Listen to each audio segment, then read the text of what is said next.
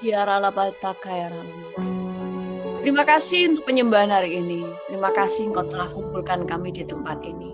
Kami mau belajar lebih dalam tentang firman. Karena Engkau ingin kami selalu memberikan pembaharuan pikiran.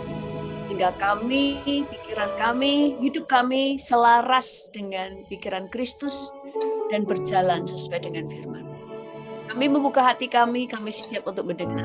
Tuhan, biarlah Engkau memberikan pewahyuan yang baru. Hal-hal yang tidak kami mengerti, membuat kami mengerti. Sehingga kami menjadi orang-orang Kristen yang berpengetahuan, cerdas, dan bijaksana. Kami bersyukur kepadamu Tuhan, terpujilah namamu. Dalam nama Tuhan Yesus, haleluya. Amin. Amin. Terima kasih Pak Jordan. Shalom semuanya. Shalom buat yang di YouTube maupun di Zoom. Luar biasa. Nah, tadi ada pengumuman, tapi saya ulang sedikit ya, karena yang di YouTube tadi tidak ikut mendengar, atau yang baru join tadi tidak mendengar, supaya nanti kalau waktu dengar YouTube tahu pengumumannya ya. Yaitu yang pertama, setiap kita itu kan punya grup ya, punya grup WhatsApp. Kita punya grup WhatsApp dari RIM atau Renew Your Mind. Itu kita umumkan bahwa kalau ada yang memberikan pengumuman atau memberikan jabri dan sebagainya, kalau itu urusan tentang pelayanan di RIM, yang boleh, yang perwakilan dari RIM itu hanya dua, yaitu Tanti dan Ibu Monik. Selebihnya tidak ada. Sehingga kalau ada orang lain yang mengatasnamakan RIM, itu pasti bukan dari kami. Nah, supaya kita saling menjaga. Kemudian kalau ada yang menghubungi saudara atas nama RIM, kemudian mengumumkan ada minta sumbangan dan lain-lain, itu bukan dari kami. Karena pelayanan RIM tidak pernah meminta sumbangan apapun atau japri-japri untuk meminta misalnya donasi untuk pelayanan dan sebagainya. RIM hanya ada persembahan waktu ibadah. Di luar ibadah tidak ada permintaan persembahan atau dan lain-lainnya. Juga rekening yang dari RIM hanya rekening yang diumumkan di YouTube dan di Zoom. Itu saja. Selain rekening itu bukan dari pelayanan RIM. Kemudian pelayanan RIM tidak pernah menawarkan jasa. Misalnya pelayanan yang ada, kalau ada yang WhatsApp saudara japri atau mereka berkata bahwa kami bisa melayani pelayanan pelepasan, kami bisa melayani pelayanan doa, kami ada pelayanan nubuatan, dan lain-lain, itu bukan dari RIM. Karena yang bisa menghubungi saudara hanya dua, Ibu Monik dan Tanti yang nomornya ada di grup. Dan kemudian, apalagi kalau mereka kemudian setelah mendoakan meminta imbalan, tidak ada dari RIM. RIM tidak pernah meminta imbalan. Kemudian, kalau ada orang lain yang memasukkan saudara untuk masuk ke grup yang lain, saudara berhak untuk menolak atau berhak untuk left. Nah, saya cuma ngasih tahu, kalau ada orang mengundang saudara, tiba-tiba, bukan mengundang ya, tiba-tiba memasukkan saudara di grup-grup yang lain, tanpa seizin saudara, dia telah memulai pelayanan dengan tidak baik. Maka pelayanannya biasanya juga tidak benar. Karena orang yang benar akan berjalan dengan kebenaran. Dia akan mengundang saudara, dia akan menanyakan kepada saudara apakah saudara mau dimasukkan ke grup A dan grup B. Tapi kalau orang yang tidak benar akan langsung memasukkan saudara dengan paksa tanpa izin. Kalau sudah memulai dengan tidak benar, biasanya mereka pelayanannya juga tidak benar. Jadi saudara waspada, saudara bisa left dari grup itu karena ada banyak orang masuk grup-grup hanya untuk mencari nomor-nomor telepon, lalu kemudian nanti dimasukkan ke grup mereka. Padahal ada beberapa grup yang memang ingin memberikan penyesatan. Ada grup yang benar, tetapi kalau grup itu benar, mereka tidak akan memakai cara-cara yang tidak benar. Dan kemudian pengumuman yang lain lagi, sudah tidak ada. Jadi Yang jelas kami tidak pernah jabri-jabri ya, hampir tidak pernah jabri. Kalau tidak ada hal yang sangat penting, misalnya karena ada yang menanyakan sesuatu, tetapi kita tidak pernah jabri, biasanya kami baru membalas kalau ada yang menanyakan sesuatu lewat jabri. Tetapi selebihnya kami tidak pernah jabri duluan, kecuali hal yang sangat penting. Mengerti sampai sini ya? Kita umumkan ini untuk saling menjaga. Karena kenapa grup kita itu kita sering tutup? Karena kita tidak mau banyak orang tiba-tiba masukkan artikel-artikel yang tidak terseleksi. Karena kita mau menjaga dan juga supaya tidak terganggu, ada banyak sampah masuk di dalam grup kita supaya tidak terganggu, tidak kebanyakan postingan. Nah, itu aja. Oke, sekarang kita akan mulai firman Tuhan. Tidak ada deklarasi hari ini karena nanti ada perjamuan, nanti ada deklarasi perjamuan. Khusus kalau persiapkan hari ini ada perjamuan dan pengurapan, persiapkan segala sesuatunya. Nah, hari ini kita akan melanjutkan tentang kutuk keturunan itu ada apa enggak. Kemarin kan kita sudah menjelaskan kutuk keturunan itu ada, gitu loh ya.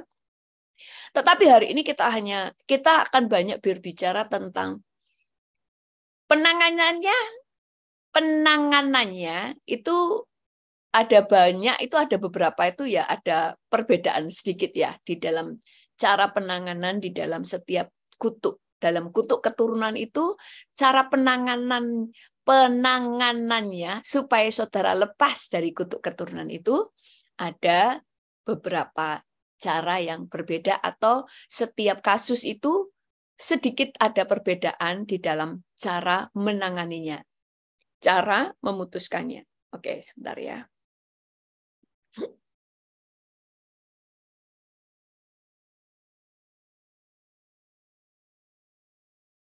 Nah, kan banyak nih, sekali lagi, kita ini kan ada di dalam Tuhan ya. Kita ini di dalam Yesus. Jadi kita juga jangan terlalu ketakutan dengan kata-kata kutuk keturunan. Makanya ada banyak, jangan-jangan saya masih ada kutuk, jangan-jangan nih. Kadang-kadang orang Kristen itu terlalu sedikit segala sesuatu hiperbola gitu loh. Jangan terlalu hiperbol segala sesuatu. Kita di dalam kemenangan. Kita itu jangan kayak ada diajar tentang kutuk keturunan langsung ketakutan. Wah, mungkin saya kena kutuk lah, inilah, itulah. Kemudian kita itu jangan terlalu ketakutan, tetapi juga jangan menganggap remeh. Karena kutuk keturunan itu memang ada. Dan saudara harus membedakan setiap kalimat itu ya. Kayak kata-katanya mirip, tapi itu bisa beda arti. Kayak contoh gini. Ada kutuk keturunan. Langsung ada yang bertanya, apakah berarti hidup saya ini terkutuk? Nah ini loh. Ada perbedaan ya. Kalau terkutuk itu kamu itu benar-benar kutuk. Dikutuk seluruh hidupmu itu terkutuk.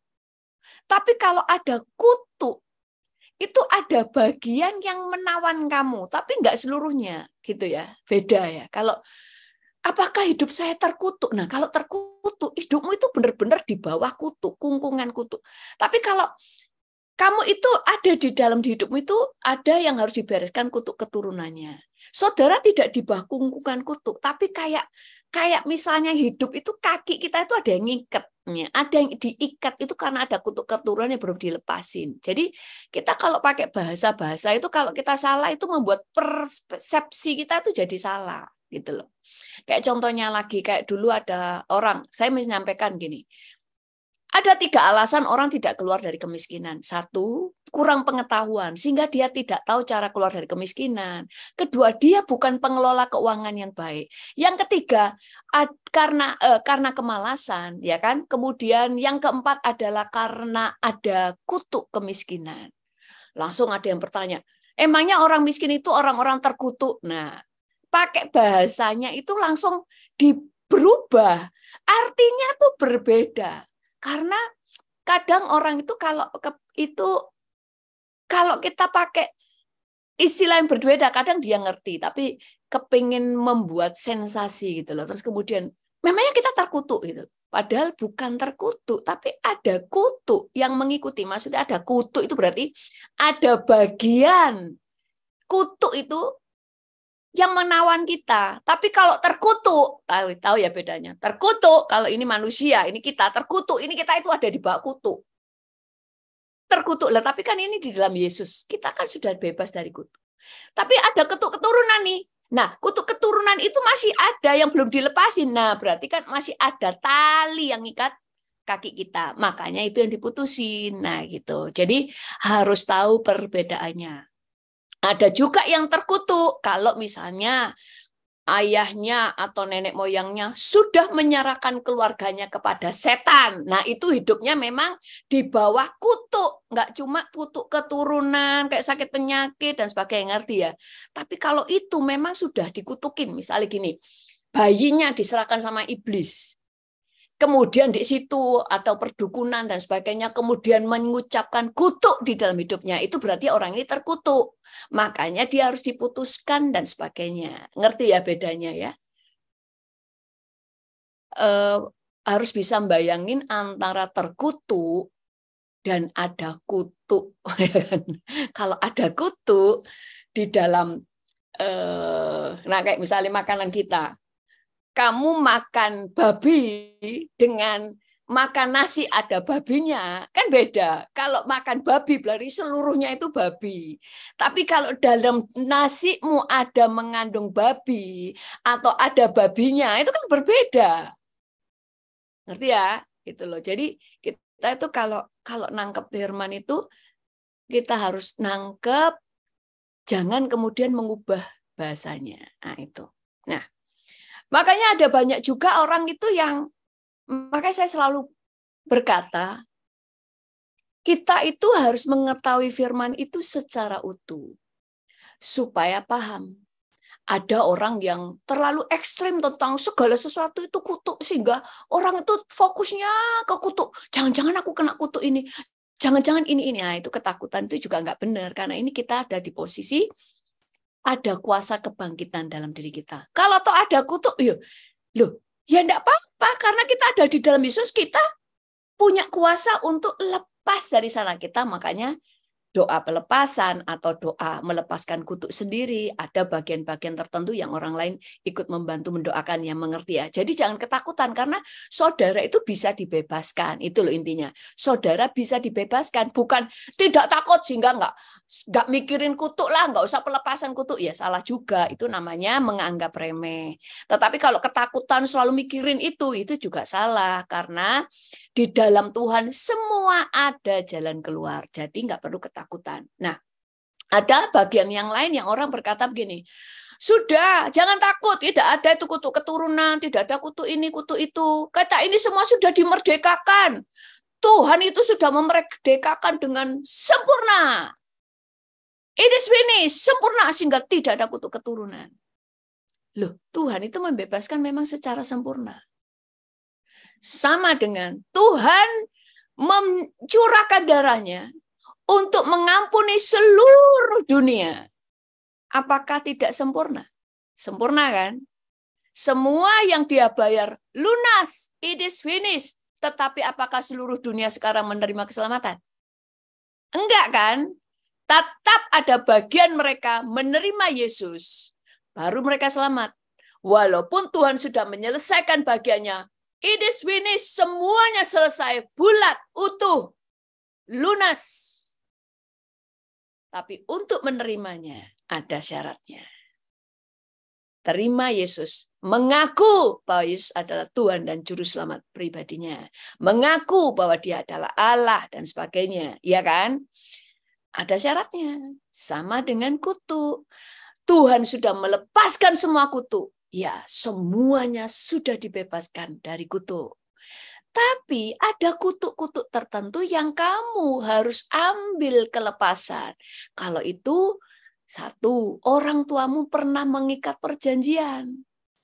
Mengikat perjanjian dengan setan, menyerahkan seluruh keluarganya kepada setan. Waktu saudara terima Yesus sebagai Tuhan dan Juru Selamat, saudara harus mendeklarasikan bahwa aku sekarang membatalkan semua kutuk, semua ikatan perjanjian dari orang tuaku. Kenapa sih? Karena waktu orang tua kita atau nenek moyang kita mengikat perjanjian dengan setan, itu sudah ada ikatan. Sah.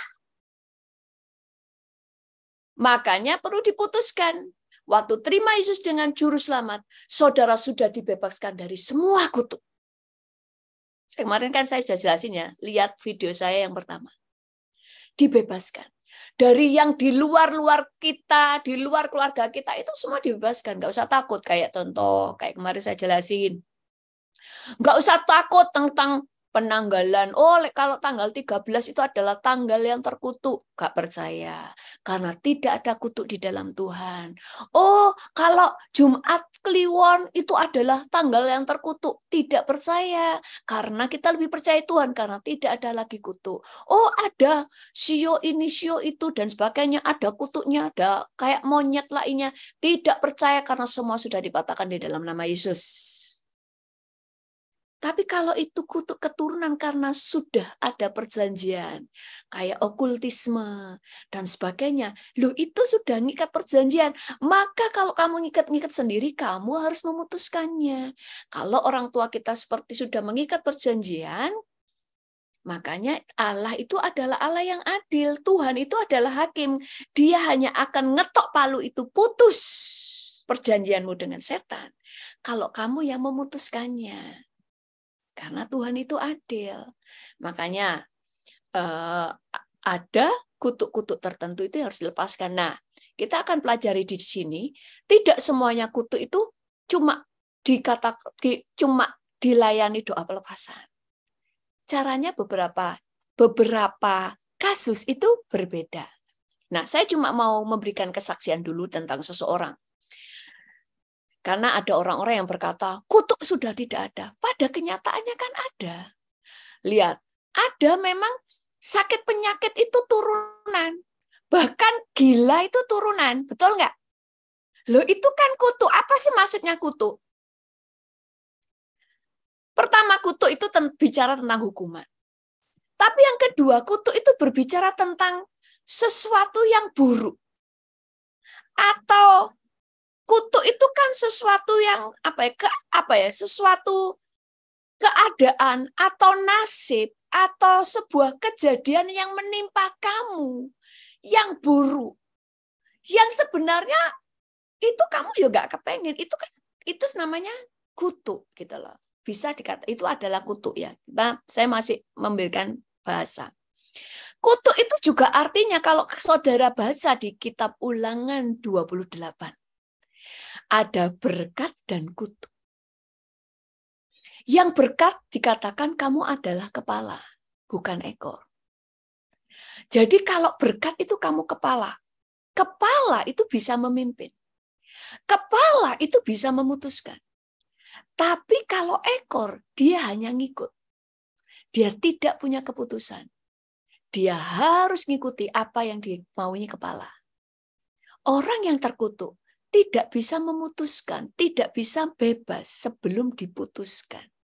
Makanya kalau orang tuanya mengikat perjanjian dengan setan, kan di Indonesia banyak kan tentang pesugihan, betul nggak?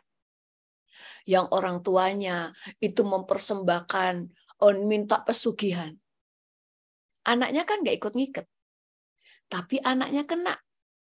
Anaknya semuanya kena apa yang dia janjikan. Dia perjanjiannya menyerahkan anaknya. Kalau anaknya di dalam Yesus, dia harus diputuskan. Nah, ngerti ya? Diputuskan. Dia tidak langsung terkutuk atau terkutuk atau nasibnya langsung wah gimana? Enggak, tetapi kan di dalam Yesus dia ada perlindungan. Tapi kalau dia sudah tahu, dia harus putusin supaya iblis itu tidak selalu merasa punya hak atas dia. Karena dia merasa sah, wong perjanjiannya mamanya yang ngikat kok. Lah mamanya nggak mutusin nih. Saudari dalam Yesus Tuhan putuskan.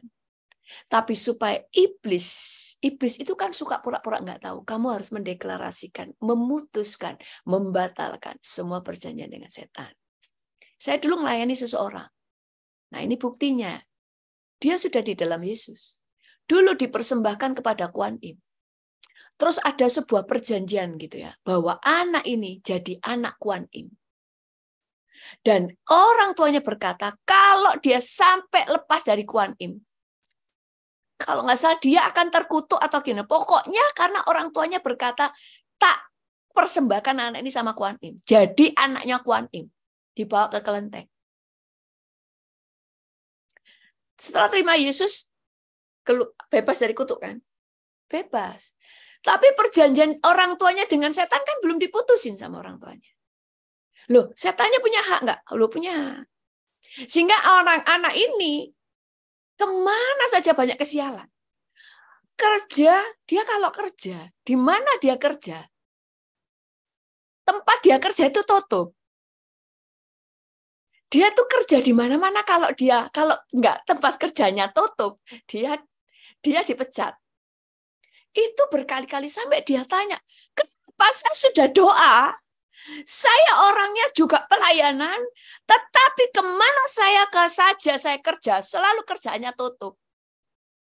Jadi misalnya dia perusahaan di mana gitu, misalnya di restorannya lagi rame, dia kerja di situ agak lama tutup. Sehingga dia mau nggak mau keluar kan.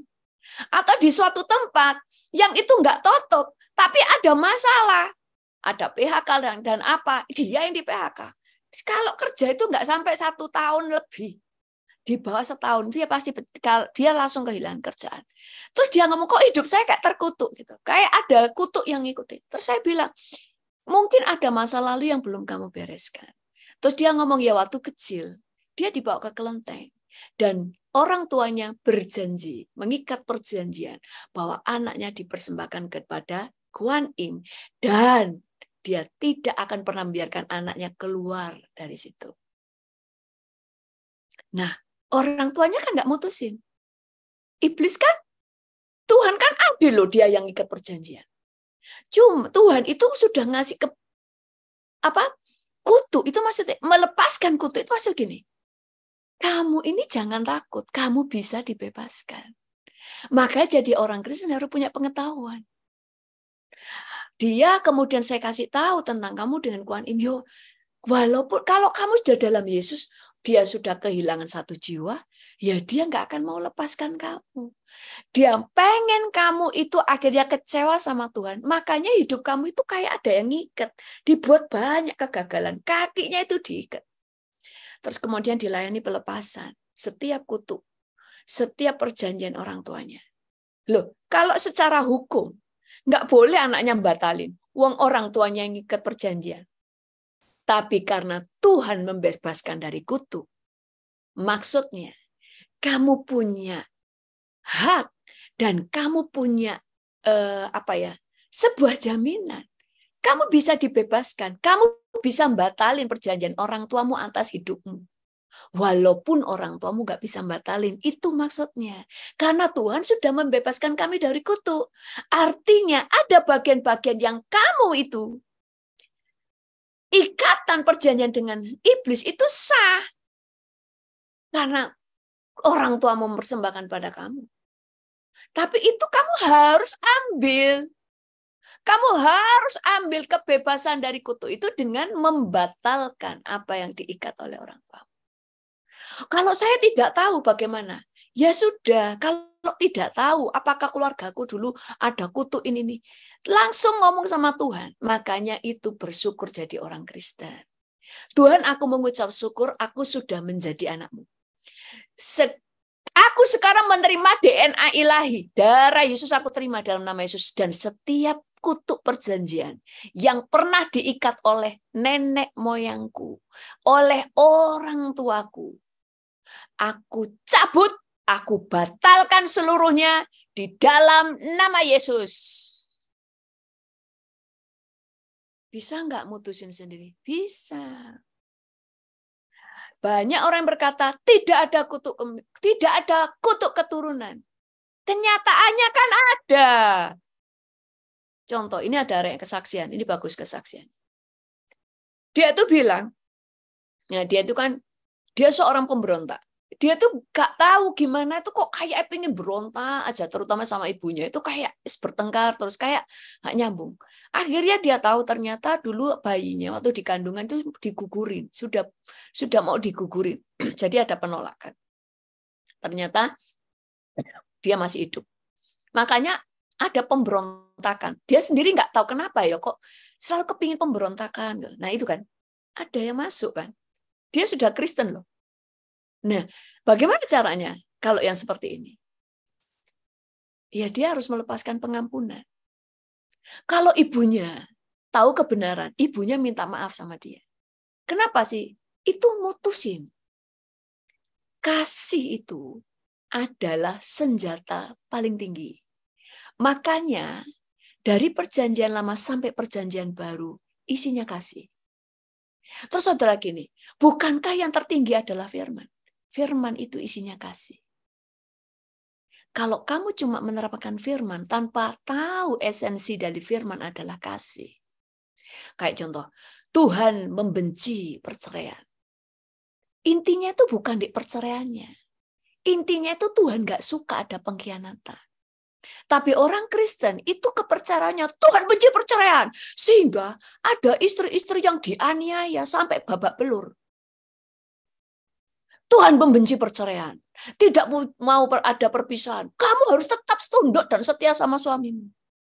Loh, Tuhan tuh bukan nggak membenci perceraian, itu nggak mau ada pengkhianatan. Bukan demi benci perceraian kamu dihajar sampai babak belur. Sampai banyak. Yang penting aku benci perceraian. Loh, enggak kayak gitu. Intinya tuh kasih. Yang dianiaya, boleh nggak lapor polisi? Ya, laporin polisi. Suamiku dimasukkan penjara, apakah tidak? Bukan kasih. Loh, kasih itu pendidik. Boleh kamu laporin polisi. Kalau dia sudah menganiaya. Karena kadang, kalau dia nggak bisa bertobat, dia perlu pukulan untuk dia bisa bertobat. Nah, contoh begitu ya. Kasih. Makanya pengampunan, kasih, melepaskan. Kalau karena itu tadi penolakan. Nah, anak ini kemudian melepaskan pengampunan. Kan makanya, nah setelah itu nggak cuma pengampunan. Kalau soal penolakan, memutuskannya, satu yang diputuskan roh kematian. Karena ibunya sempat mau menggugurkan. Supaya kadang kita gini, ada orang lain nggak apa-apa tuh ya, kadang-kadang ya tidak apa-apa. Tapi kan kita lebih baik itu mutusin, jangan sampai ada pijakan iblis. Diputusin semua, tapi kemudian berikutnya memberikan pengampunan kan, melepaskan pengampunan, memutuskan kutuk kematian, kedua melepaskan pengampunan, berikutnya mulai menguasai diri supaya berubah, tidak pemberontak.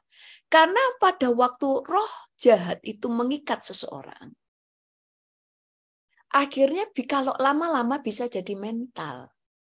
Contoh, saya pernah jelasin. Kalau gajah itu dari kecil kakinya diikat, sehingga dia itu nggak bisa di kayu yang kecil, yang seukuran dengan badannya, dia tarik-tarik kakinya, nggak bisa lepas. Waktu dia menjadi gajah gede, itu akhirnya tongkatnya itu kayunya kecil. Dia sebenarnya bisa mencabut dengan mudah. Tapi karena dia berpikir dari dulu saya mau cabut, nggak bisa. Akhirnya dia berpikir ya nggak bisa. Jadi mental. Pemberontakan yang pertama karena ada sebuah penolakan. Rasa tertolak membuat roh jahat masuk. Membuat dia menjadi pemberontak, kepahitan, pengennya berontak. Setelah diputuskan, semuanya roh jahat dilepaskan dan dia melepaskan pengampunan. Roh jahatnya keluar nggak? Roh jahat keluar. Tapi mentalnya sudah terlanjur dirusak oleh setan, yaitu sudah punya sifat pemberontak. Makanya yang sekarang dia harus mengatasinya dengan kasih. Aku harus menguasai diriku, aku harus belajar tidak menjadi pemberontak.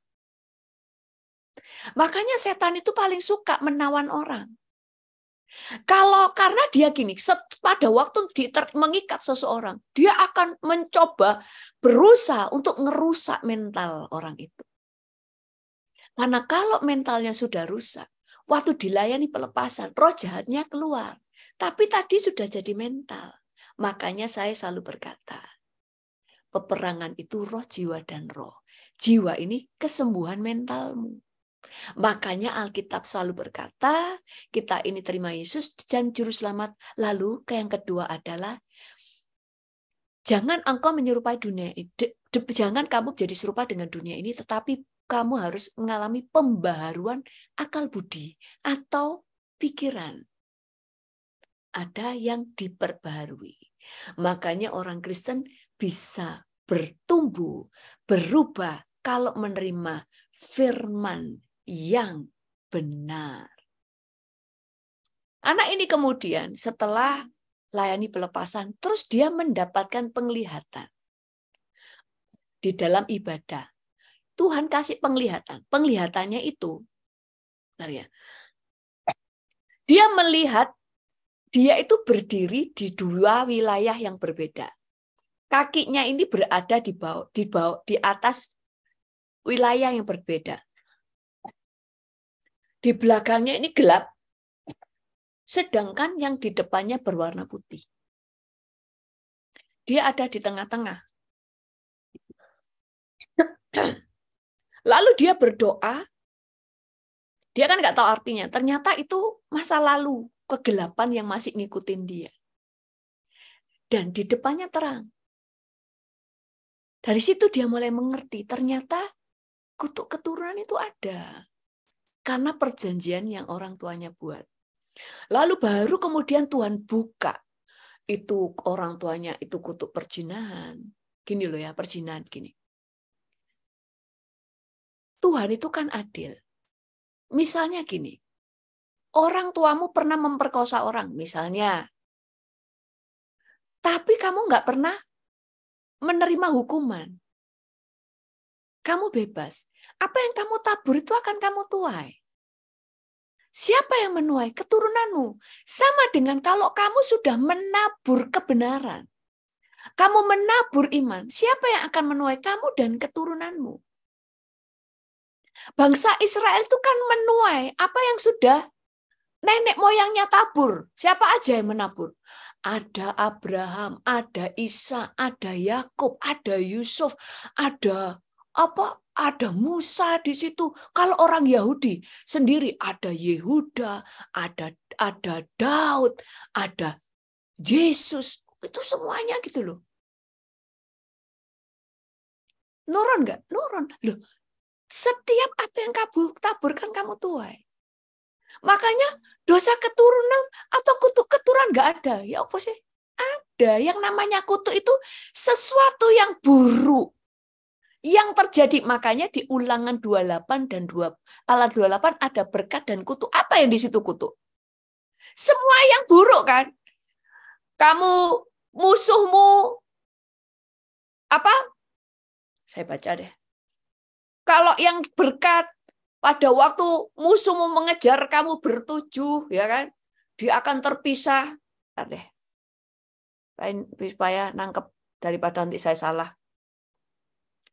Ulangan, kok gini sih? 28. Berkat dan kutuk. Kalau kutuk itu apa aja? Terkutuklah engkau di kota, terkutuklah engkau di ladang. Terkutuklah bakalmu, tempat adonanmu. Terkutuklah buah kandunganmu.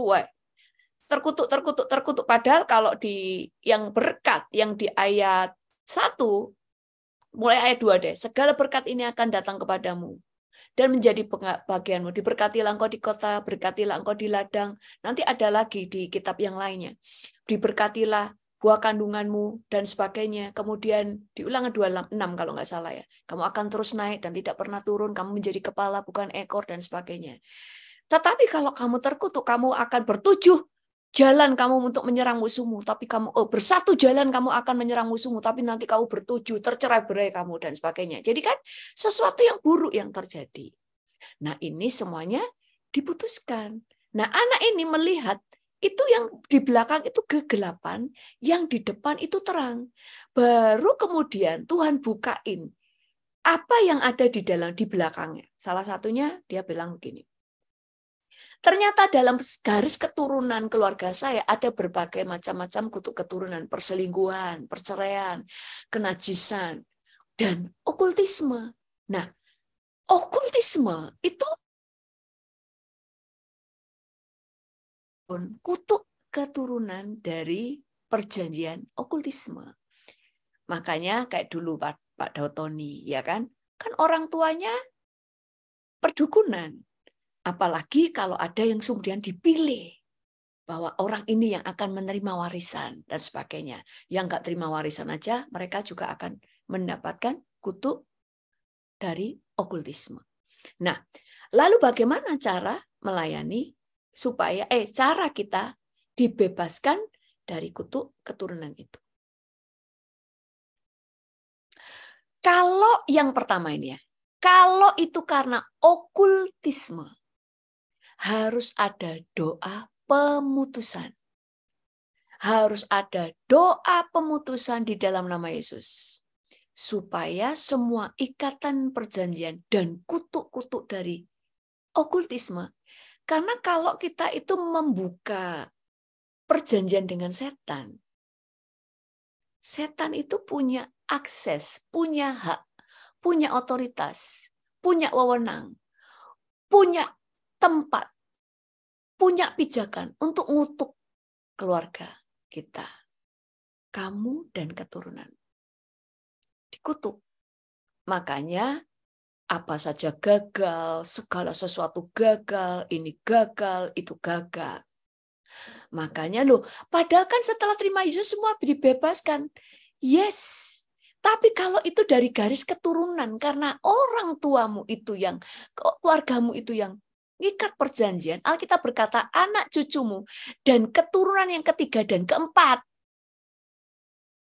Nah, makanya kamu harus gak usah ketakutan. Karena kamu di dalam Yesus. Kamu bisa memutuskan. Karena kamu satu di dalam Yesus. Kedua, kamu berhak memakai nama Yesus dan darah Yesus. Untuk memutuskannya. Makanya gak usah takut. Aduh, jangan-jangan. Aduh, gimana ya? Gimana ya? Orang tuaku mungkin ada perjanjian. Gimana ya hidupku kena kutuk. Gini loh, kamu itu kan ada di dalam Yesus. Di dalam mulutmu. Firman itu dekat di dalam mulutmu. Kamu harus memakainya. Kamu harus memakai persenjataannya. Kamu harus memutuskannya. Gak usah kayak orang bengong langsung, waduh gimana ya cari pendeta. Loh, saudara harus tahu identitasmu. Kamu anak Allah. Kamu sudah berhak menerima pembebasan, tinggal ngambil. Itu kalau okultisme. Lalu kan ada juga dosa kutuk keturunan makanya sakit penyakit. Gila misalnya. Gila aja dulu ya. Makanya orang kan selalu ngomong bibit, bebet, bobot. Orang tuanya gila, anaknya setengah gila. Saya ada teman. Orangnya ini kadang-kadang itu rada kejiwaan itu kelihatan. Misalnya ya, sama kita itu wakrab gitu ya. Misalnya saya sama Bu Intan, Bu Intan, wah gitu. Besok itu tiba-tiba Bu Intan nyapa saya gitu. Halo gitu. Saya kayak orang nggak kenal. Tiba-tiba cemberut, tum, kayak orang suntuk gitu ya. Terus nanti berhari-hari. Tapi besoknya tiba-tiba, hei Bu Intan. Pernah nggak nemu orang gitu? Saya ada orang gitu. Terus nanti tiba-tiba gimana gitu. Ternyata orang tuanya itu sempat masuk rumah sakit jiwa. Nurun. Nurun. Nah, kalau yang seperti ini gimana? Putuskan. Bila perlu selalu ucapkan berkali-kali sampai kamu merdeka. Kalau okultisme seringkali satu kali sudah putus. Satu kali putus. Tapi kalau kegilaan, kenapa harus berkali-kali?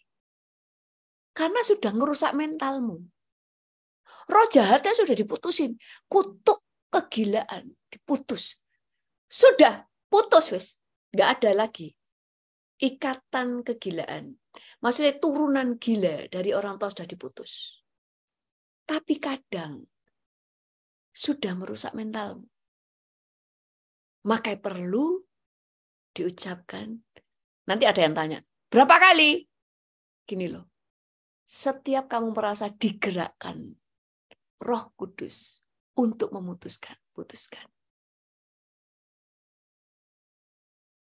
Jadi nggak perlu tidak tentang berapa kali.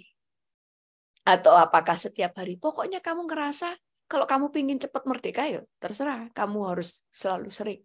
Itu sampai mentalmu itu merdeka, bebas, sembuh. Lalu kemudian ada sakit penyakit kan? Sakit penyakit. Itu kan daya nurun. Kanker, gula. Betul nggak? Lu pada kenyataannya ada nggak? Lu kan ada. Makanya kalau dikatakan tidak ada kutuk keturunan. Lah buktinya ada sakit keturunan kan? Itu yang namanya kutuk. Bukan kamu terkutuk. Itu namanya, itu kan nasib yang nggak baik kan? Gendut, obesitas.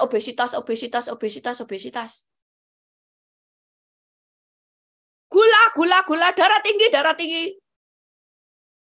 Sing banyak itu tadi kanker semuanya. Loh itu kan kutuk keturunan, sakit keturunan yang lo orang lain nggak sakit, tapi kalau keturunannya ini garisnya itu semuanya kena sakit itulah, itu kan kutuk keturunan. Makanya kalau ada orang kutuk keturunan tidak ada, karena sudah dibebaskan dari Yesus. Salah, pada kenyataannya kan ada. Cuma sekali lagi karena Tuhan Yesus sudah melepaskan semua kutuk. Maka kamu tinggal ngambil, gitu loh maksudnya. Kayak tadi, Tuhan Yesus sudah mengampuni seluruh dunia.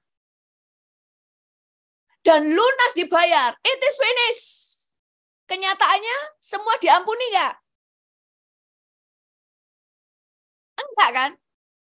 Sudah dibayar. Masalahnya, ada syaratnya. Terima Yesus sebagai Tuhan dan Juru Selamatmu. Pasti. Jaminan kamu selamat. Sama dengan kita. Ada hal-hal tertentu kalau itu karena garis keturunan. Ambil hakmu sebagai orang percaya untuk memutuskannya. Karena kamu diberi kuasa untuk memakai nama Yesus. Penyakit, putuskan. Deklarasikan sesering mungkin. Dalam nama Yesus, aku tolak sakit keturunan. Aku tidak ada kanker.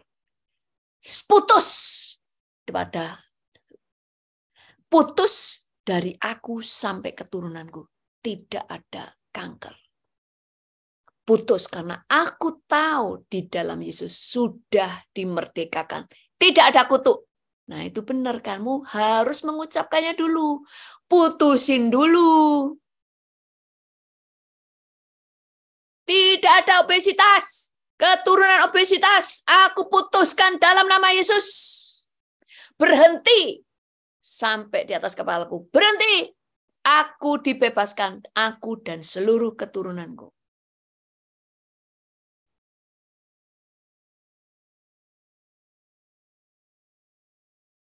Dulu ayah saya dari keluarga ibu saya. Kita langsung peka. Loh, kok semua yang menantu cowok itu selalu meninggalnya muda? Ya kita nggak ngerti tentang kutuk-kutuk yang dulu-dulu, nggak ngerti lah. Kan orang tua, kan nenek saya dulu bukan orang Kristen, belum akan orang percaya, ya kan?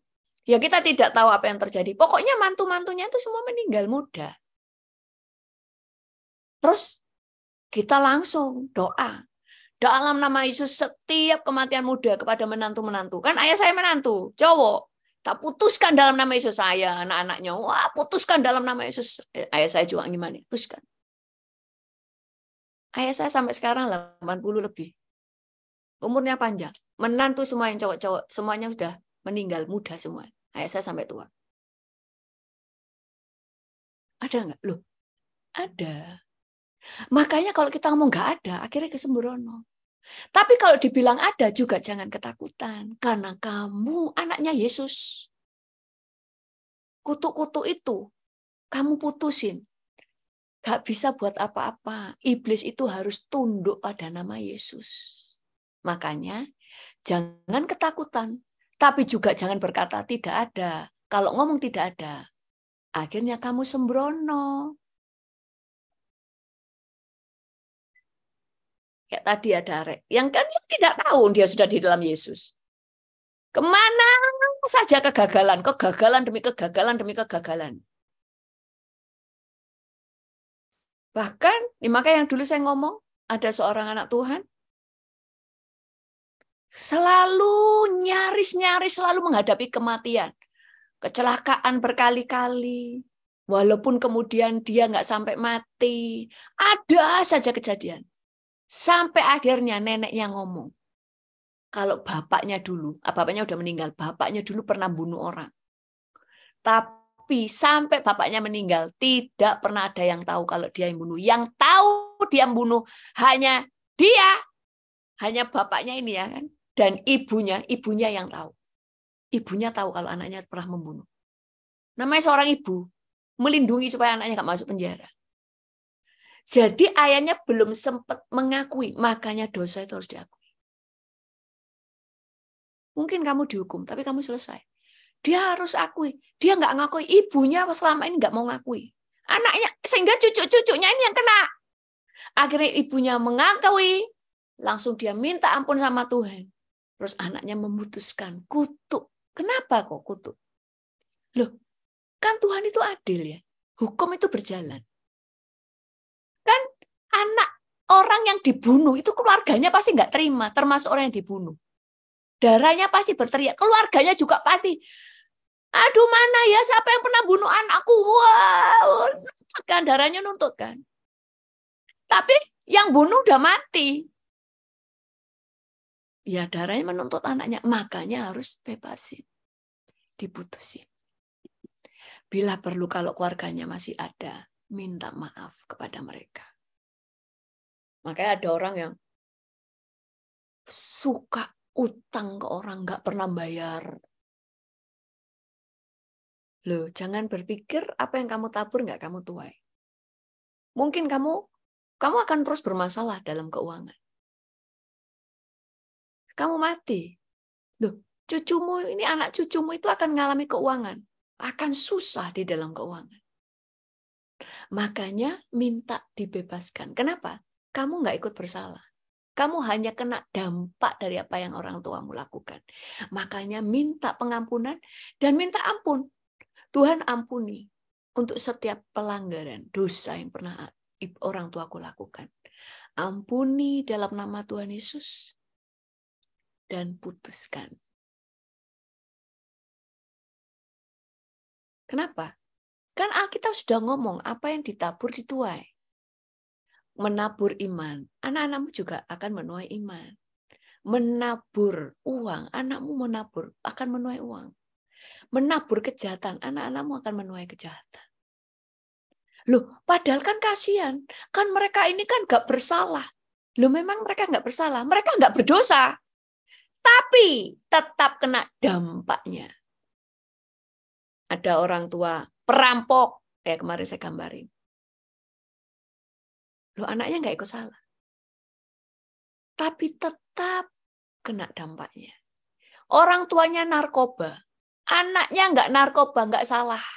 Tapi tetap kena dampaknya. Karena orang tuanya narkoba, anaknya dianiaya, digablok, di ini. Makanya banyak anak-anak kecil yang mati karena orang tuanya narkoba. Dia salah nggak? Enggak, berdosa nggak dia dapat Tuhan? Enggak, anaknya nggak berdosa. Tapi tetap kena, itu yang namanya kutuk dosa. Ditanggung anaknya, ikut menanggung dampaknya, itu loh maksudnya. Jangan terus gini, wih kasihan kan dia nggak berdosa, kok anaknya jadi berdosa. Sopo ngomong anaknya berdosa, nggak berdosa. Tapi dampak dari dosa bapaknya itu loh, kena ke anaknya. Jahatnya. Kalau saudara misalnya bapakmu di penjara, loh, kamu berdosa enggak? Loh, enggak berdosa. Tapi kamu ikut dipermalukan, kamu tetap ikut dikata-katai, kan kena dampaknya. Kamu tetap berdosa? Enggak, kamu enggak berdosa. Tapi tetap kena dampaknya.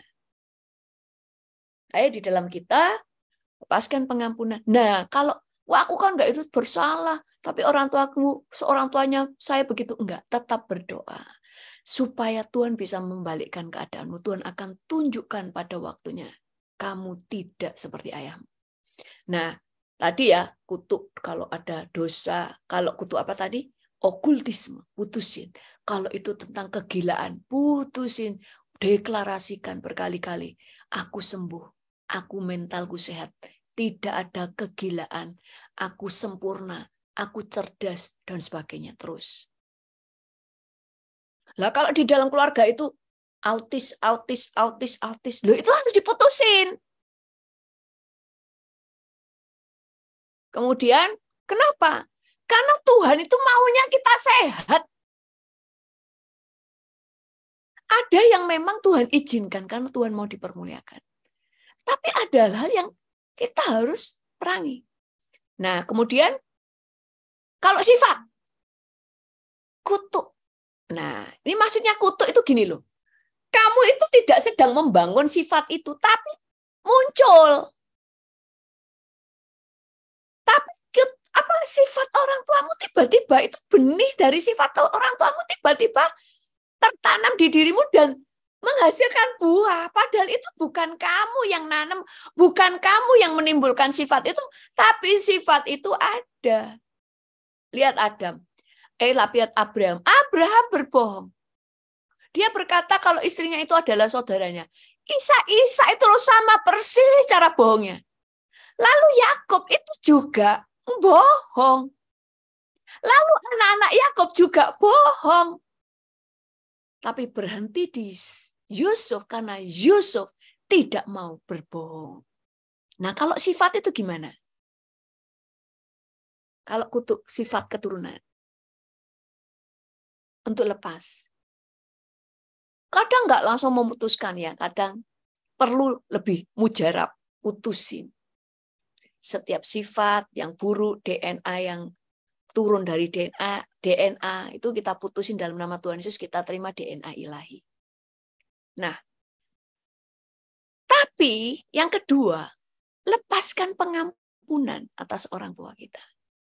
Segala hal, kalau kita ini benar, sifat-sifat yang buruk nggak turun sama kamu. Kamu ada kemiripan sifat, maksudnya cara ngomong, kadang-kadang cara jalan aja kadang-kadang bisa sama. Suaranya bisa sama. Itu nurun. Tapi sifat-sifat yang jelek tidak nurun. Pertama caranya diputusin. Yang kedua, mengampuni kalau ada hal yang kamu nggak suka dari orang tamu, lepaskan ke pengampunan. Yang ketiga, mulai belajar dari kesalahan orang tua untuk tidak melakukan hal yang sama. Bisa nggak? Bisa. Kamu kan ada di dalam kuasa kebangkitan. Kamu kepala bukan ekor. Namanya kepala, kamu bisa memutuskan untuk memilih. Aku tidak mau punya sifat yang sama. Kutuk nggak itu sifat? Kutuk. Tapi cara yang layani dilepasin. Kedua, lepaskan pengampunan supaya karena kalau kita benci kepada orang tua kita, sifat yang jelek turun semua sama kamu. Karena kamu ini orang tua kan ada di atas, kamu di bawah. Waktu benci itu kayak lubang besar, makanya sifatnya orang tua. Kan Alkitab berkata, urapan turun dari kepala, janggut, dan jubahnya turun. Loh ini kan bukan urapan, itu cuma penggambaran. Segala yang di atas turun. Kalau bapakmu punya urapan, urapannya juga turun. Tapi kalau kamu yang penuh kebencian, yang turun cuma yang jelek, bukan yang baik. Makanya lepasin pengampunan, mengasihi, tetap menghormati mereka. Sehingga yang baik, yang turun, yang jelek nggak turun. Kamu mungkin cara ngomongnya bisa sama, cara jalannya, ketawanya, suaramu juga sama. Tapi sifatnya bisa berbeda. Turun. Karena kalau yang orang tua kan di atas, kamu di bawah. Makanya kamu terima DNA-nya orang tuamu kan. Terus kamu ini benar. Tidak membenci orang tuamu. Bisa kecewa, tapi melepas pengampunan. Itu ada tudung. Maka sifat yang jelek itu nggak akan turun. Karena kamu ditudungi. Maka saya sering ngomong, kita itu kan ditudungi dalam kaca kan. Tetapi kalau kamu buka celah, itu kalau kamu terus keras hati, itu kamu keluar dari tudung. Kalau celah itu kan cuma kamu berbuat dosa, muarah celah. Tapi kalau terus-menerus kamu keluar dari tudung. Nah, itu. Kalau itu sifat. Makanya percayalah, sifat orang tuamu kayak apa, kamu bisa beda. Yusuf tidak nurun sifat penipu bapaknya. 11 yang lain sama penipunya dengan bapaknya. Kan anaknya 11 yang ngomong bapaknya, Yusuf itu mati dimakan digigit diserang binatang buas. Tapi Yusuf tidak pernah nipu karena dia tidak pernah membenci bapaknya. Jadi nggak cuma aku layani pelayanan putusan, diputusin hamba Tuhan A, hamba Tuhan B, diputusin supaya sifat orang tua nggak turun. Lolah kamu mengangau benci. Jangan benci. Makanya Alkitab berkata, hormati orang tuamu. Tetap hormati.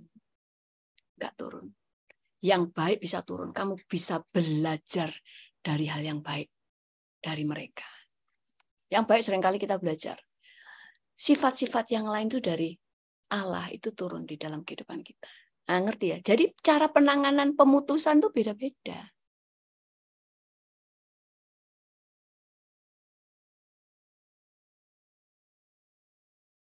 Nah, kalau kutuk perceraian gimana? Misalnya,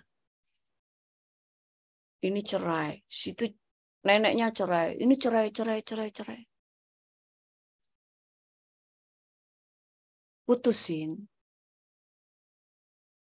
Lalu kita mulai belajar. Jangan melihat ke arah pernikahan orang tuamu. Karena kamu nggak punya contoh. Di sini kan harus berubah. Makanya perbarui akal budimu. Perbarui cara pikir. Dengan apa? Mulai pelajari pernikahan-pernikahan yang sehat. Pelajari. Saya dulu itu suka kalau lihat film-film Hollywood ya, zaman dulu saya masih kecil. Itu kalau film-film keluarga, nggak cuma keluarga lah. Contoh gak usah film keluarga, film Die Hard dulu ya kan, Die Hard. Terus film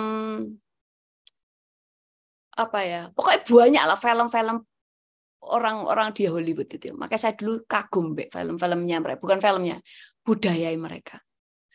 Itu selalu suami istri itu saling menghargai. Itu kalau bukan film yang kacau balau, yang perceraian enggak ya. Film-film yang seperti ini. Itu saya selalu ngomong sama kakak saya. Selalu film-film semuanya itu kalau misalnya kayak mereka apa ya, habis perang. Itu kalau mereka pulang dan sebagainya, yang dicari, kalau orang Indonesia yang dicari siapa? Anaknya dulu. Kalau mereka enggak, yang dicari istrinya dulu. Baru suami istri memeluk anaknya. Saya tuh dari kecil masih lihat. Oh gitu ya. Itu menjadi kayak sebuah pernikahan itu yang harmonis gitu loh. Itu orang mereka kayak film Die Hard juga ini. Film Die Hard juga begitu. Setelah wah celakaan, wah ditembak ini nggak mati-mati ya kan Die Hard ya kan. Di tengah kerumunan orang ada anaknya dan sebagainya. Dia cari istrinya lebih dulu. Setelah istrinya dipeluk, kemudian baru anaknya diangkat. Itu mengubah, itu membuat saya punya sebuah teladan atau ada yang saya ambil dalam pernikahan seperti itu. Ya keluarga saya nggak ada perceraian. Tapi ada percekcokan. Tapi pernikahan saya tidak ada percekcokan. Kenapa? Belajar dari kesalahan. Lihat orang ini bercekcok. Ini soal ini sebenarnya bisa loh nggak dibuat cekcok. Si itu bisa menangani masalah dalam pernikahannya. Saya dulu salah satunya ada artis di Indonesia, saya lupa namanya. Gak usah saya sebutinya, gak enak nanti. Itu juga begitu, suami istri. Tidak pernah ada berita miring tentang mereka. Mereka harmonis. Selalu saling nyari, selalu saling mengutamakan, harmonis. Tapi kemudian salah satunya dari pasangan mereka meninggal. Tapi yang pasangannya yang ditinggal meninggal tidak mau menikah lagi. Karena sebuah cinta sejati. Belajar. Nah, kalau pernikahan, kutuk perceraian, nggak cuma diputusin. Tapi kamu harus cari contoh, teladan. Dan kemudian kamu pelajari. Apa sih yang salah dari pernikahan orang tuaku? Kenapa sampai bercerai? Supaya kamu tidak mengulang kesalahan yang sama. Tapi kalau kutuk perceraian, diputusin. Tapi yang kamu lihat itu cara mamamu yang cerewet, gak tunduk sama suami. Suaminya galak, gak tanggung jawab sama pernikahan, sama keluarga, gak mau kerja, males. Ya kan? Main judi, terus mamamu cerewet misalnya. Kamu nggak punya contoh. Walaupun dilayani pelepasan berkali-kali, sudah lepas. Itu sudah bebas. Sininya yang belum bebas. Karena tidak punya pengetahuan. Makanya pelepasan atau peperangan roh, jiwa, dan tubuh. Mengerti sampai sini? Orang itu sudah dilayani pelepasan. Tetap aja bercerai. Karena kamu nggak contoh dan tidak belajar dari kesalahan orang tua. Keluarga saya, orang tua saya bukan terus keluarga yang bertengkar terus. Enggak. Ayah ibu saya itu yang saya belajar. Itu dari kecil tuh saya suka mereka tuh kalau manggil saya, yang gitu kan. Makanya sampai sekarang saya kebawa. Saya manggil suami saya yang, karena orang tua saya itu kalau ayah saya kalau manggil ya yang, suami saya, ibu saya juga gitu. Ayah saya kalau ibu saya lagi dandan disuapin sama ayah saya. Mesra ayah saya itu ngelindungi. Tapi pernah nggak cekcok? Ya cekcok. Mungkin karena punya anak, kan mungkin karena saya nggak ada anak jadi nggak pernah cekcok. Kadang kan cekcok gara-gara anak. Tapi kan bisa belajar. Kenapa bisa cekcok? Oh ini. Tapi kemesraan mereka saya ambil semuanya. Itu yang namanya dilepaskan dari kutuk. Karena kamu itu diberi kuasa. Dibebaskan dari kutuk. Kamu ambil. Kalau kutuk kemiskinan. Kali ini nggak ada ayat-ayatnya sudah di ayat-ayat kemarin. Sudah di video yang lalu. Kutuk kemiskinan gimana? Ini kan cara-caranya. Kan ada orang-orang itu keluarganya itu sampai turun-turun miskin kan. Ini nggak cuma dilepaskan dari kutuk kemiskinan. Dicari kutuk kemiskinan ini kenapa nih? Satu, mungkin nenek moyangnya dulu suka nipu orang. Kedua, mungkin banyak utang yang dia selalu kemana-mana utang nggak mau bayar. Melarikan diri terus. Ketiga, mungkin pesugihan. Atau kalau ini ya kita putusin. Atau bukan karena itu. Tapi memang dari turun-temurun memang miskin. Sehingga memang tidak tahu cara keluar dari kemiskinan. Karena kurang pengetahuan. Kalau yang karena kutuk kemiskinannya itu karena tadi itu ya. Misalnya karena pesugihan. Dilayani kutuk pelepasan dari pesugihan dan sebagainya. Kamu bebas, kamu merdeka. Apa yang kamu tadi kerjakan selalu gagal bisa berhasil. Kamu sudah dilepaskan dari kutuk itu. Tapi kalau kutuk karena hutang dan sebagainya, bapakmu itu selalu melarikan diri dari hutang-hutang. Minta pengampunan atas dosa bapakmu. Bila perlu kalau ada keluarganya yang kamu tahu dirugikan, minta maaf atas nama keluargamu. Kalau mereka sudah nggak ada, kamu tidak tahu di mana. Minta pengampunan. Tuhan ampuni dosa. Aku minta pengampunan atas nama bapakku, ibuku, yang selalu merugikan banyak orang. Hutang, nipu banyak orang dalam hal keuangan. Jangan berpikir itu nggak punya masalah. Nah, itu ya kan, minta pengampunan. Tapi kalau kutuk kemiskinan karena dari dulu memang miskin,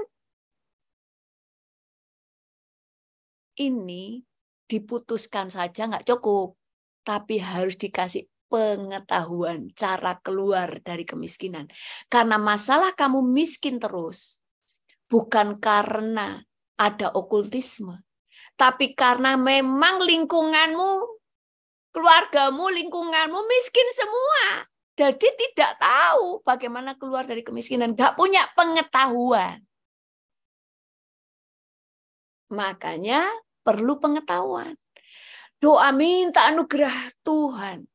Minta diputuskan semuanya. Minta jalan keluar supaya Tuhan berikan anugerah kasih karunia. Mentalmu diubah. Punya hikmat. Cerdas. Minta dibuka di sini. Minta dipertemukan orang-orang yang bisa ngajar kamu. Tuhan itu yang akan menolong kamu cari jalan keluar. Sehingga kamu keluar dari sana. Loh, lah kalau kamu lingkungannya miskin, semuanya keluargamu miskin, tetanggamu semuanya miskin, gak punya pengetahuan, saudara. Kecuali kamu keluar dari sana, punya pengalaman yang baru. Setelah keluar, punya pengalaman. Mengerti sampai sini?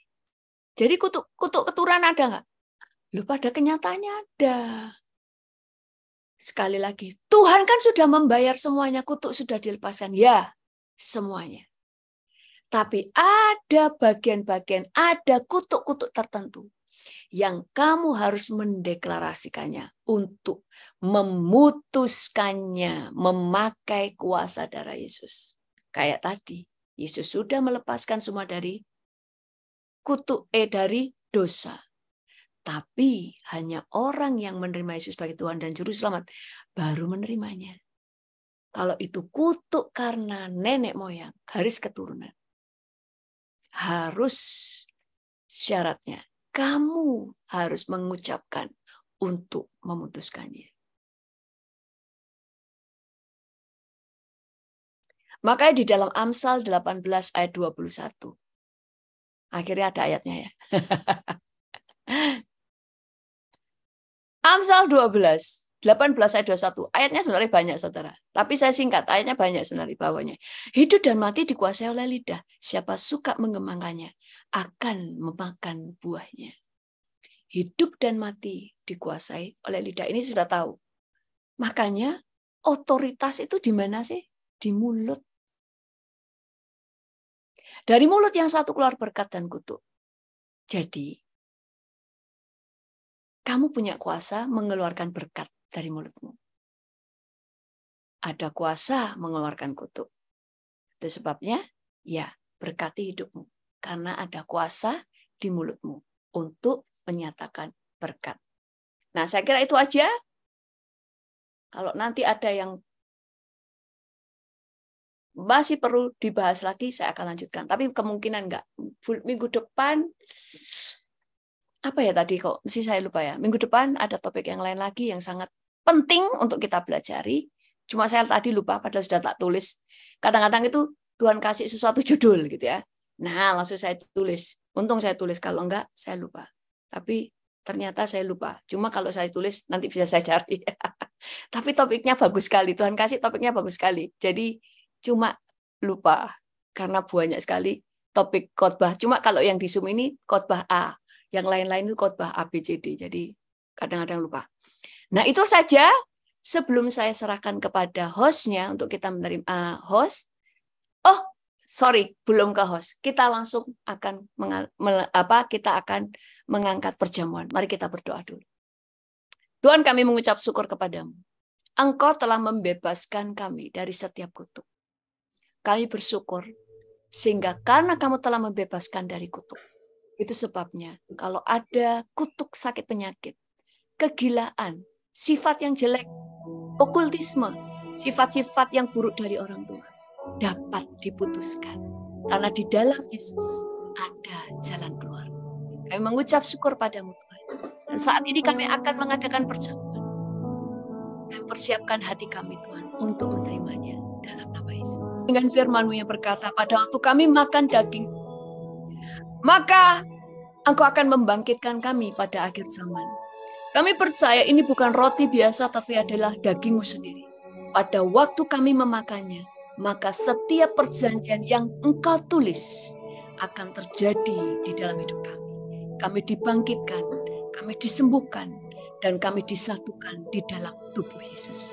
Di dalam nama Yesus, mari kita terima bersama-sama dalam nama Yesus.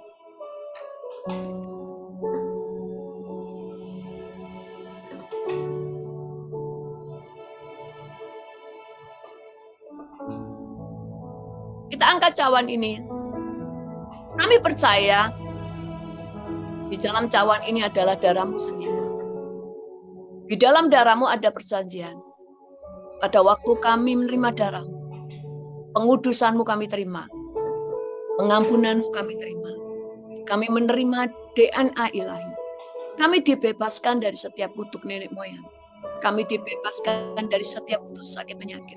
Sifat-sifat yang jelek tidak turun kepada kami, tetapi sifat ilahi yang turun.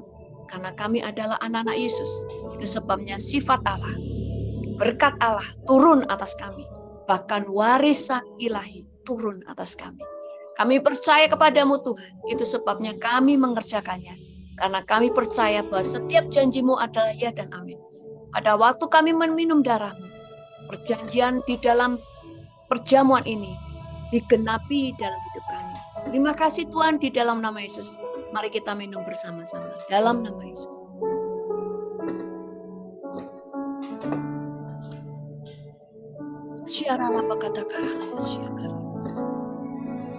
Terima kasih kepadamu Tuhan. Terima kasih Tuhan. Dan saat ini kami akan menerima Tuhan Yesus pengurapan. Karena kami tahu kami butuh pengurapan-Mu di dalam perjalanan hidup kami. Kami butuh pengurapan-Mu dalam setiap apa yang kami lakukan. Karena pada waktu kami menerima pengurapan, yang ilahi masuk dalam hidup kami. Sehingga kami mampu berjalan. Kami mampu untuk mentaati Tuhan. Kami mampu berjalan melebihi apa yang seharusnya manusia bisa lakukan. Karena ada Allah yang berjalan bersama kami. Dalam nama Yesus. Kami menerima pengurapan Tuhan di dahi kami. Kami menerima roh hikmat. Kami menerima 7 roh Allah di dalam hidup kami. Sehingga kami memiliki hikmat di atas rata-rata. Kami menjadi orang-orang yang cerdas. Kami menjadi orang-orang yang bijaksana. Roh hikmat, roh pengertian, roh nasihat dan keperkasaan, roh pengenalan dan takut akan Tuhan menguasai kami. Tidak ada lagi kebodohan. Tidak ada lagi pikiran-pikiran yang bukan dari Tuhan. Pikiran kami dikuduskan. Tidak ada pikiran jahat, pikiran cabul, pikiran najis, tapi pikiran yang kudus. Mimpi-mimpi kami adalah mimpi dari Tuhan, bukan dari setan. Bukan mimpi kosong yang tidak berguna, tapi mimpi yang dari Tuhan. Kami menerima Tuhan pengurapan di mata kami. Hingga mata kami dimampukan untuk melihat hal-hal yang ilahi. Kami menerima penglihatan. Kami diberi kemampuan untuk melihat hal-hal yang tidak terlihat oleh mata jasmani. Kami diberi kemampuan melihat jalan keluar di tengah-tengah jalan buntu. Kami melihat firman-Mu digenapi. Kami melihat segala sesuatu melalui kacamata Tuhan. Kami bersyukur sehingga mata kami tajam. seperti Tuhan, mata Raja Wali. Dan saat ini Tuhan, kami menerima urapan di hidung kami. Penciuman kami tajam, kami bisa membedakan. Kami bisa membedakan roh melalui penciuman kami. Kami bersyukur kepada-Mu Tuhan. Bahkan kami bisa mencium bau mawar Syaron pada waktu Engkau hadir di tengah-tengah kami. Kami menerima pengurapan Tuhan di telinga kami. Tuhan, firman-Mu berkata, domba mengenal suara gembala. Kami dipertajam telinga kami, sehingga kami mengenal suara gembala. Kami mengenal suara-Mu, bahkan kami mengenali suara hati-Mu. Sehingga pada waktu Engkau tidak mengucapkan kata-kata pun, kami mendengar isi hati-Mu. Kami bersyukur pada-Mu Tuhan. Dan kami menerima pengurapan di dada kami. Karena kami percaya Tuhan, Engkau yang terus memberi kami hati yang baru dan roh yang baru. Hati yang taat, bukan hati yang keras. Sehingga kami mudah dibentuk. Hati yang penuh belas kasihan. Engkau sanggup Tuhan, berikan kami kesanggupan untuk memiliki hati seperti hati-Mu, yang memandang jiwa-jiwa dengan belas kasihan, penuh dengan pengampunan, penuh dengan penerimaan. Terima kasih Tuhan. Dan kami Tuhan menerima Tuhan, urapan di telapak tangan kami. Dalam nama Yesus.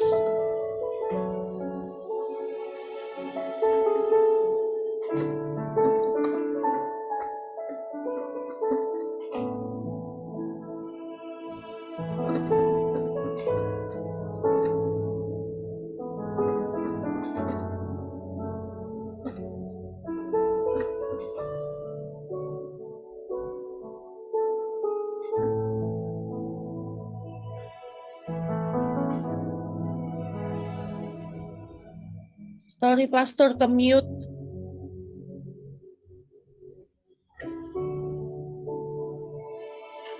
Kami menerima pengurapan di tangan kami Tuhan di dalam nama Yesus. Apa saja yang kami lakukan berhasil. Waktu kami menjabat tangan, kami mentransferkan yang ilahi kepada setiap orang yang kami jabat tangan. Dan mereka merasakan Kristus di dalam hidup kami. Kami Tuhan menerima pengurapan di kaki kami di dalam nama Yesus. Sehingga jalan dan langkah-langkah hidup kami dipimpin oleh Tuhan. Setiap tanah yang kami injak menjadi milik kami. Dan menjadi milik kepunyaan Allah. Di dalam nama Tuhan Yesus. Kami bersyukur kepada-Mu. Kami bersyukur kepada-Mu. Di dalam nama Tuhan Yesus. Mari angkat tangan kita kepada Tuhan. Tuhan, kami mengucap syukur, kami menerima perjamuan dan pengurapan. Pujilah nama-Mu. Kami percaya setiap firman-Mu di dalam perjanjian pengurapan dan perjanjian di dalam perjamuan digenapi. Di dalam nama Tuhan Yesus, haleluya. Amin. Saya serahkan kepada bosnya. Terima kasih. Segala perkara dapat